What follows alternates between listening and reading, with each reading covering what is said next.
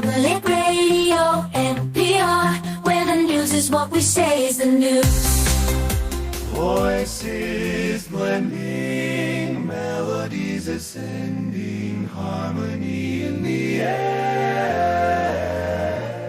Our songs are never ending. In the barbershop we create magic. Brad and John show, yeah, it's pure classic. No instruments needed, just our vocal range. Notes flying high, it's our musical exchange. Tracy's station may try, but they can't compete. Our barbershop style, it can't be beat. Oh, the harmony of voices, so sweet. In the barbershop of life, our tunes will repeat. No need for instruments, no need for a band. Just the Brad and John show, the finest in the land.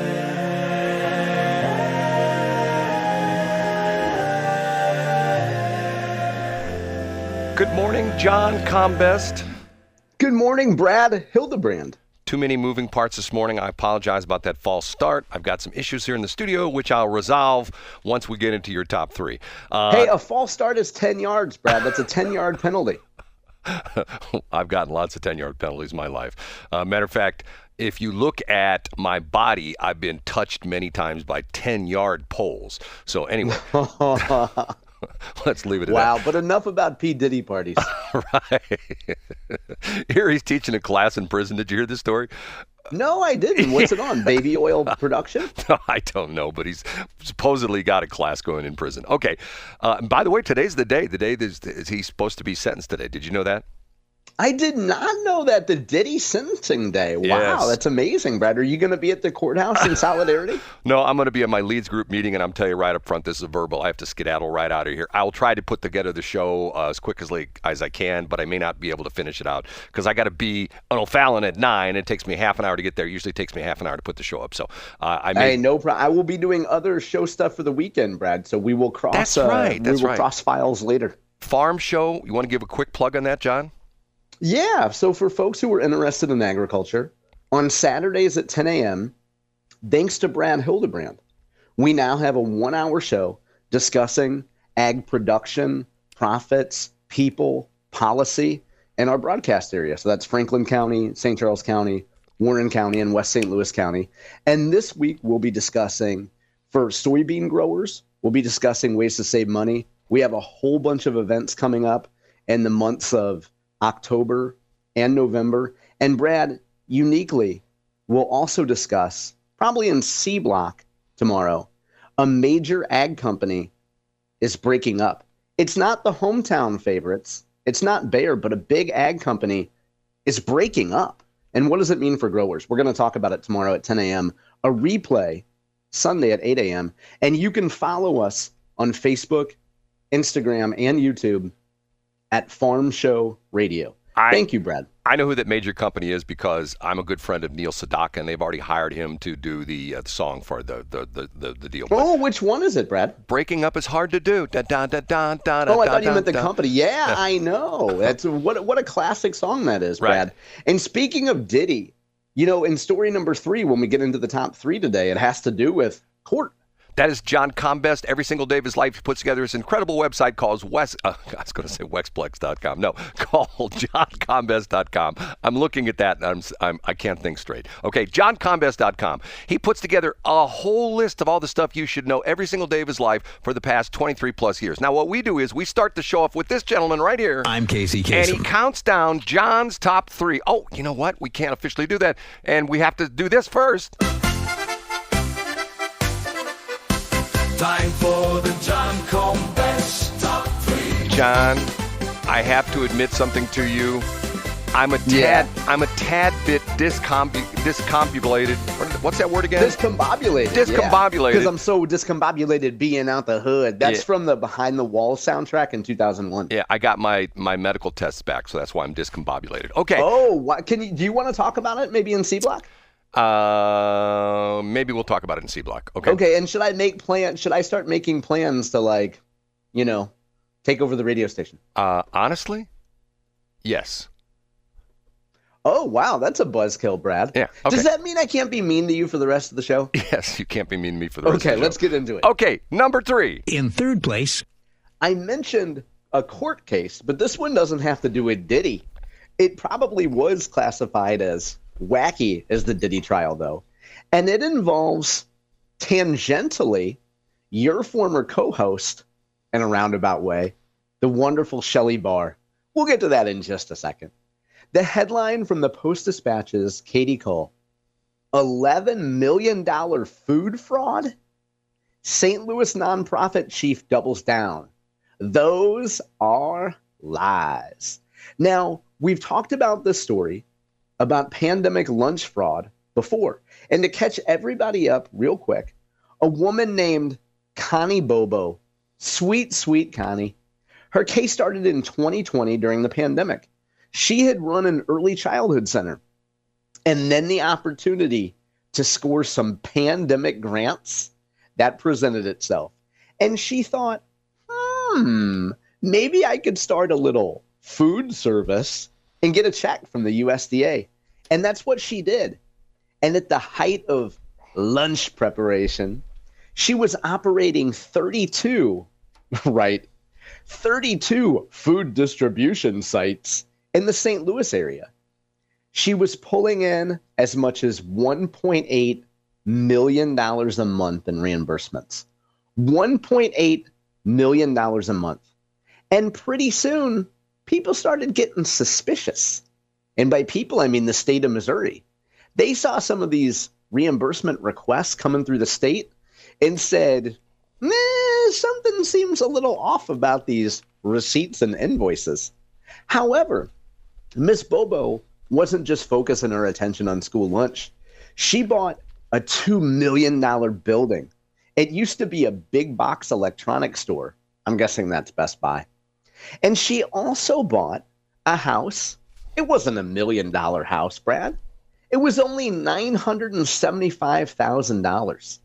And if I recall correctly, keep me honest here, Brad, wasn't this house pretty close to the neighborhood where your former co-host and our current dear friend, Shelley Barr, lives? Isn't that the case, Brad? Not too far, John, not too far. Yeah, stone's throw from the old Shelley Barr mansion there.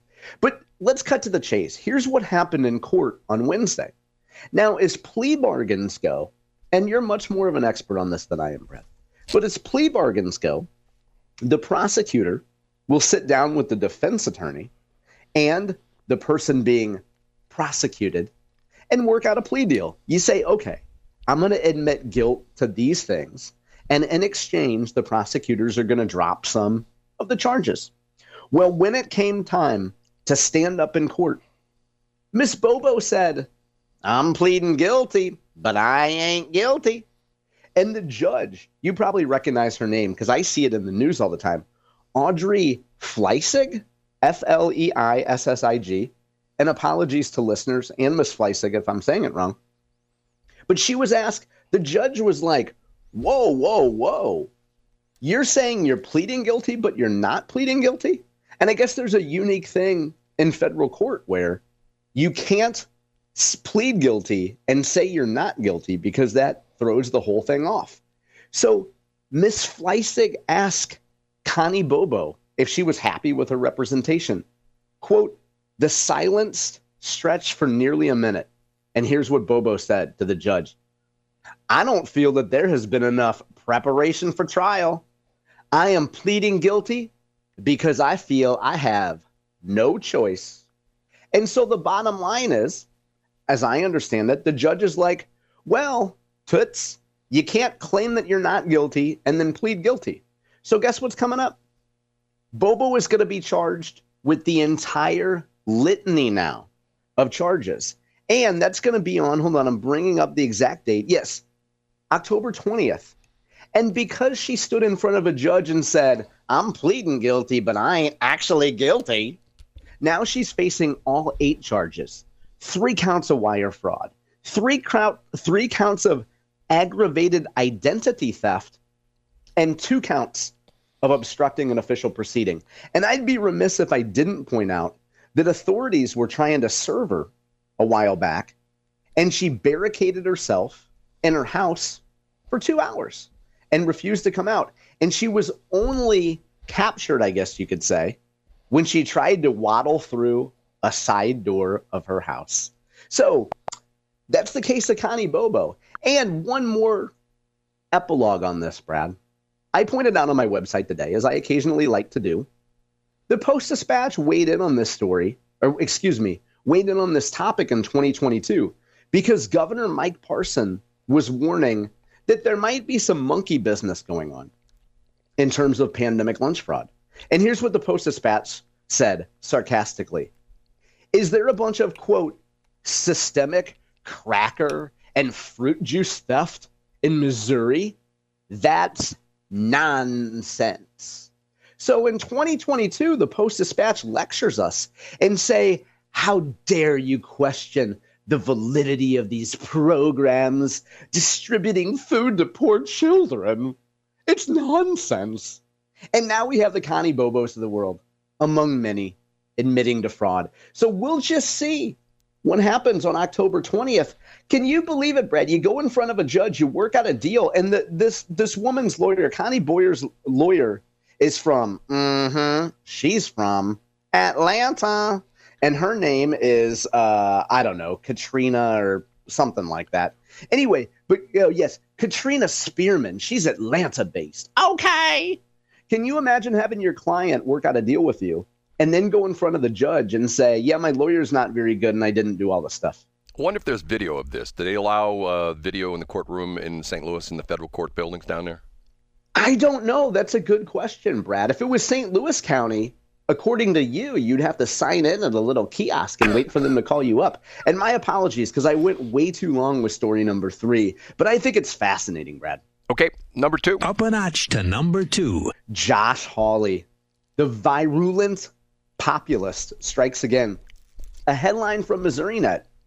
Missouri Senator Hawley, airline policies are, quote, predatory, unquote, and, quote, terrible, unquote. Boy, Josh Hawley gave a talking to the CEO of Frontier Airlines. You know, Frontier has the carry-on bag policy. They charge you to carry on bags, Brad. That's so unfair. Josh Hawley doesn't like it. He says, these are customers who have purchased a ticket. They have a carry-on bag, and you're paying your people at the gate to stop them and say, your bag is not quite right. It doesn't fit in this. You're making gobs of money on it. You generated $40 million in fees on this, according to your own data. That's amazing. And this poor sap, well, he's not poor. I'm sure he's quite wealthy. From Frontier, he says, hey, we're only charging this additional fee to people who choose lower cost tickets that don't include a carry-on bag. It's just our policy, Josh. And then Josh says, quote, I just think that's kind of predatory. I think it's really predatory, actually. He was talking about the policy that if you change your tickets to have your kid sit next to you, you have to pay, I guess, a ticket change fee. Anyway, this is another example of Hawley taking a populist tone, and let's take it at face value. Let's say that he really actually believes this and believes this is a predatory process. I mean, this is probably one of those issues that if you ask Missourians / voters, they would say, yeah, to heck with these airlines. They're making too much money. It's a pain in the butt to fly. Let's make these airlines charge us a little bit less. John, I have to turn my microphone back on. John, I need to talk to you about this because I have a lengthy rebuttal to what this story is about, but we need to do it in the C block. So great, let's do it. Let's get to story number 1. Carry that over to the C block. Okay, here we go. The number 1. Oh, Brad, I hope you're doing okay with this government shutdown. You've done a great job pointing out that the world has come to a standstill. Nobody is driving on our roads. You know, those are at least partly funded by federal dollars. Nobody is living their life because of this government showdown. And I have a number of breathless headlines up today from mainstream Missouri media.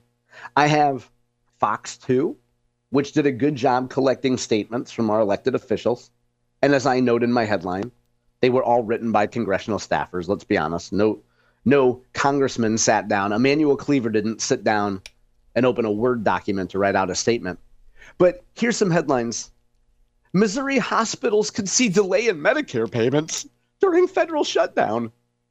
St. Louis Public Radio.